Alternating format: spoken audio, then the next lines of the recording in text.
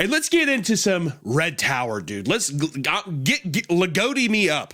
Let's get Lagodi. How do you make All that? right. How do you make that a nice? You know, like because people say, you know, I'm creeping my cast, all that stuff. I creep my cat. How would you do that with Lagodi? I'm ligging my goatee. just immediately. I also hate how childlike that was. I'm licking my goatee.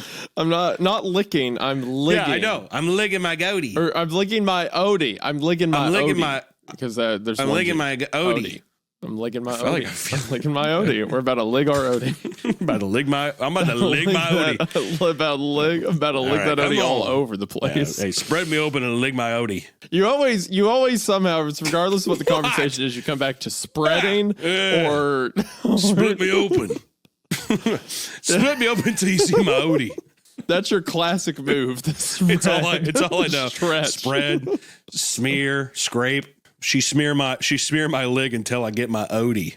Oh, no, that's we rough. like that. She creeping my cast till you creep my cast till I lig my Odie. Fuzz. There, yeah, that's good. I See, like now that. it's going. She creep my cast till I. So Odie. after we've already besmirched this man's name, we should be now we're primed to be won over by his beautiful story. One example of this complex type of novelty item was an ornate music box that, when opened, emitted a brief gurgling or sucking sound, an emulation of a dying individual's death rattle. Wow, that's sick. That's so cool. I like to imagine that it's like an actual person's like final breaths. Like, oh, dude, totally. But you know, it's crazy. It's kind of cool to think about. Is like every time you do it, though, it's a different like almost like it's a different one. Yeah. It'd be funny. Yeah, you're like you just hear like you're like, oh my god. The next one's just like. the sucking sound, whatever. You're like, what? Open it again. Oh, you're like, oh, weird. And the next one, what the hell is this music box? I'm gonna need a couple minutes alone with the music box, I think. Yeah, you just someone's in a closet. They're like opening it and shutting it really quick. Like no. Yeah, yes. Finally, there you are. Flipping through all the dying people. There's my favorite ghost. As the moments passed, men waxed more cruel and their torments more inventive. Finally, they jostled a bloody-mouthed Faliol out of his seat. Jesus. Just beating the hell out of this guy. Good Lord. Nerd! Yeah, exactly. Nerd! Dude, you used to be cool. What, you write books, idiot? You used to be fucking cool, but you're kind of gay now, dude. Let's beat this guy up. This is actually what happens every time I'm around Hunter. Yeah. I'll just be over to the side, like, I'll be reading something, and he'll just be like, what's this guy about? And he just comes over and starts kicking me. Dude, nice fucking book, needle dick, and I slap you in the face. Bam! You're like, what the fuck? And I do, shut up, man. Nice glasses, idiot. Hunter's always like, hey, the Chiefs are on. You wanna watch the game? And I'm like, oh, you and your sports ball. I'll be in the study. There's nothing in my library. There's nothing in this world I hate more than people saying sports ball. It is like the cringiest fucking thing. Anybody who's like, I don't know much about sports ball. It's just like, I can't comprehend that. Like, shut the fuck up with your stupid glass. I'm gonna smack you in the face. So I say, I'm gonna dust those teeth out of your mouth. Pop, pop, pop, pop. Well, as you study your games, I will smirk and be in my library. Well, I think I'll retreat back to my study so I can read. And I'm like, you know what, dude? Fine. Belial dropped to his knees and his mouth stretched wide to let out a strangled scream of a mute under torture. Very soon, his features relaxed, while his ragged chest began pumping up and down with an even rhythm. He rose to his feet. How would you think his scream sounded? Is he actually mute, or is that just saying like he's punched and he can't make noise? Stretched wide, the scream of a mute under torture. So it seems like he kind of got his wind knocked out of him, but he's screaming in pain. Yeah. How would that go for you? Really like that. What is it? Like when you get hit in the stomach. What is it? I think it cut out. Oh yeah, that's probably right. One more time.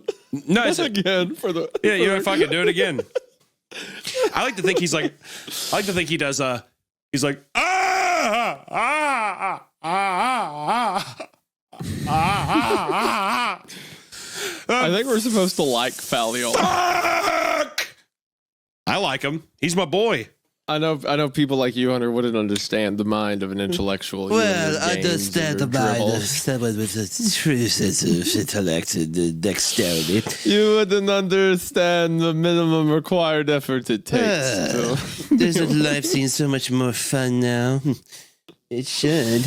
That you put in the minimum required. Are you glad I brought up this story while we're reading? My boy Faloli. My boy Faloli is not going to get David King pilled, dude. Mm-hmm. Shit, you said it. It's over. You summoned him. The one who had taken Faliol's spectacles had turned away, and his clumsy fingers were fiddling with delicate silver stems, fumbling with two shadowy lenses that were more precious than he knew. Thus amused and diverted, he did not perceive that Faliol had drawn his dagger from its shoulder sheath and was cutting away at his companions with stealth and savagery. Good God. God, going crazy. Good Lord. He's fucking, he's shanking all of the other people. My boy Faliol might be taking out a little butterfly knife and just stabbing everybody around him. To be fair, they punched him first. It's self-defense. Yeah. Help me steal her back, so we may both escape from Saldori, and I will fill the empty part of that pouch. Dude, this guy sucks. This is the thing with this guy that we're seeing here. He's taking time from my boy Faliol here, right? But it's just because he has bad dick game. He's like, she found some guy with better dick game and more money, and I'm pissed. And it's magic. He's a sorcerer. Yeah, exactly. Yeah, that's why she left me. She's like, that dick game is magic, daddy. What she says to him. He's like, please, Faliol, stop this evil sorcerer. He's a witch. He's like, he has magic. Yeah, the guy's powers. just like, yeah, I have a steady job, and I was like, I'm from. He's like a nepo baby. He's mad that his girl chose a nepo baby that has better dick game. That's what this is. And he's an alchemist, so he's like, yeah, I'm really good at like metalwork and stuff like that. I'm like, yeah. He's like, no, I'm actually like super awesome. And she's like, just totally, she doesn't realize how fucking lucky she is that like I still want her because like I'm such a catch. But please make her love me again. And that guy had basically like gotten all stiffed up and he couldn't even move. He went catatonic. So I'm wondering why Faliol is able to wear them and like still function and do his thing, and he's become like red pilled or whatever. Doesn't it kind of seem like he's like, man, let me pull out my book during a party. You know what you guys doing? I'm going to educate myself. I'm so bored of these things. I can't not associate that voice with the David King thing, so immediately took me out of the story. Thank you for that. It's over. The story's over. Terrible. Yeah, that's what intellectual people do. They just say their own name out loud. Faliol. I'm David King. It's his Faliol. Yeah. There's really not a, like, and it's kind of deserved that the guy's ass kicked now to go to a place where everyone's all drunk and having a good time. They're just like, you show up to the middle of the room, yawn, and then take out a book and start reading. Just like, fuck you, if dude. If you need me, I'll be in my study. I'll be in my labyrinth. I didn't even realize I was even here. What does that even mean? I'm just participating in my reading. My culture. I'm in the Oprah Book Club, which is very exclusive. Here, chapter 2 is the story of the spectacles. You can transform into a demon and begin to disembowel weeping children before my eyes and smear their entrails upon the floor, so that in them you may read my future, a future without escape, and those heads, and for what comes after. So it's kind of cool. Actually, what he's saying here, too, is he's saying, like, he's basically forever in a nightmare, even when he's not asleep. I see them while I'm away. I mean, he basically is in these, like, mad visions where he, like, imagine having to perpetually forever be in a nightmare. He's like, regardless if I'm sleeping or not, it's the same. Like, I'm in a constant hell. Yeah, I don't mean this against you, but looking at you right now, at any moment you could become a demon and rip a child apart. Yeah, I can't trust anything. The Shakespearean guy's just like, good Lord. He's like, I know, I'm sorry. I hate to even put that. There's just a mage over there, just like he's gently he pushing the kid back under the chair. Like he has a giant pipe. He's just like, dear God, my man, get yourself together. For fuck's sakes. He's like a very Sigmund Freud type looking guy, Yeah. like the big glasses and the pipe. And even to dream of turning it on all. To see my world drown in oceans of agony is the only vision which now brings me any relief from my madness. From a madness which is not of this world. Though neither is it of any other world. Thank you for picking that voice out of every option. This is now the mage's voice. Said the mage in the same quiet voice. But I have also had visions of butchering the angels. Replied the madman as if to argue the irreparable nature of his mania. You have envisioned precisely what you've been able to make. All right, hold on. That's a really good voice. I like that voice. You have envisioned precisely what you have been made to envision, and nothing that has risen from your own true being. But how could you have known this? What is the nature of what you've seen? This is the most disinterested office job voice. This enema mundi of the oldest philosophers of an alchemist, to deceive and to pose as the soul of another world. It has played with you as it would a puppet. Then I will make myself its destruction. You cannot.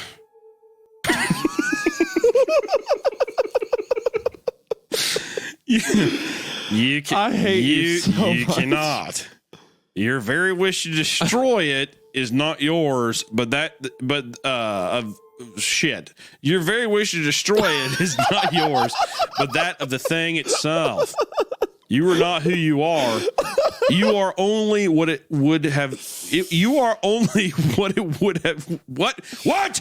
You are only what it would have you be. You speak as if you like a serious guy. You speak as if you speak as if it were a god of deceit and illusion. You speak as if it were a god of deceit and illusion, sir. There's no other true way to speak of it. But no further words now. It sounded like the mage had a script in his pocket he kept glancing down at to read. Thank you for tanking that entire scene. No, dude, it's cool. He's like, I'm that sounds like that? Yeah, it's a mage who pretty much sounds like this. It's kind of a magey voice. Okay, so no, it's not. That's a Dwight Schrute voice. No, I'm more of a. I've seen so many things that the world bores me. You will be blinded so that you may see with greater sight. Through their darkly clouded glass, Anima Mundi will diffuse it into nothing. Through their darkly clouded glass, Anima Mundi will diffuse into nothingness before you. What would murder another man's mind will bring your peace. Henceforth, all things will be in your eyes a distant play of shadows that will fretfully strive to engage you. Ghosts that clamor to pass themselves as actualities, masks that desperately flit about to conceal the stillness of the void behind them. Henceforth, I say, all things will be reduced in your eyes to their unconsequential essence. You have been made ready to receive the salvation by your very torments. Though we cannot overthrow the hold that Anima Mundi has on the others of this earth.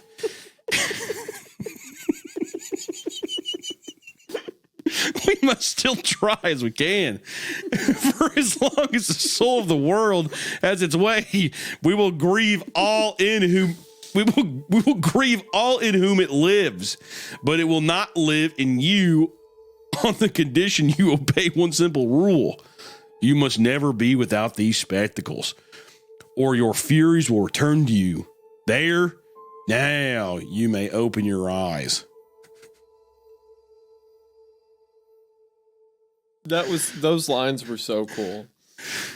And they've forever been ruined. I can't even go back and look at them right now because it's just gonna Anima Mundi is gonna just be in my head. Thank you. For that. Yeah, you gotta watch out for Anima Mundi. I can't wait for what Legati's publishing company says to us after this because it's not gonna be. Legati. Yeah, you can leave that episode up, but we keep getting emails about Anima Mundi. So we wanted to just say Thomas was thrilled with the reading, and he found particularly interesting how he read Anima Mundi like that so many times, and that's all he's been saying. It's actually driven him mad. he's perpetually in a state of shock. So on the bright side, video's doing really well. Book is selling well. On the downside, he has agreed to never write ever again. Not even once. Anima Mundi. Gosh. Yes, it was your mage who had wrestled his soul from me and believed he could do the same deed for you. Blame him for the slaughter of those innocents and for what for you're about to... Blame him for the slaughter of those innocents and for the... God! Blame him for the slaughter of those innocents and for what you are about to suffer. You may know my ways. We are not strangers. And after that night, no one around here ever saw that young man again. Well, did you like that story, children? I just want to say that is fucked. That is so fucked.